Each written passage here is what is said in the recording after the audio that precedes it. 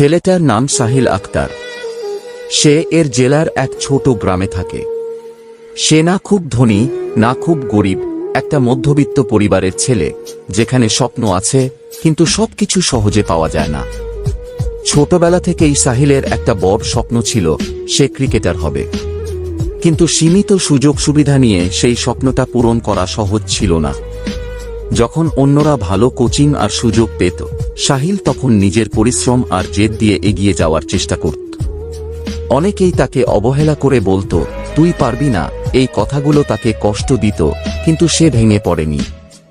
বরং এই কথাগুলোই তাকে আরো শক্ত করে তুলেছে। একদিন খেলার সময় সে ইনজুরিতে পড়ে। সেই মুহূর্তে মনে হয়েছিল সবকিছু থেমে গেল, কিন্তু সাহিল থামেনি। সে আবার নতুন করে উঠে দাঁড়ানোর চেষ্টা করেছে। পরিশেষে সাহিল আক্তারের গল্পটা একটা মধ্যবিত্ত ছেলের লড়াইয়ের গল্প। তার জীবনে কষ্ট আছে, বাধা আছে, কিন্তু তার স্বপ্ন আর হাল না ছাড়ার মনটাই তাকে এগিয়ে নিয়ে যাচ্ছে। সে বিশ্বাস করে একদিন তার এই পরিশ্রমই তাকে তার গন্তব্যে পৌঁছে দেবে।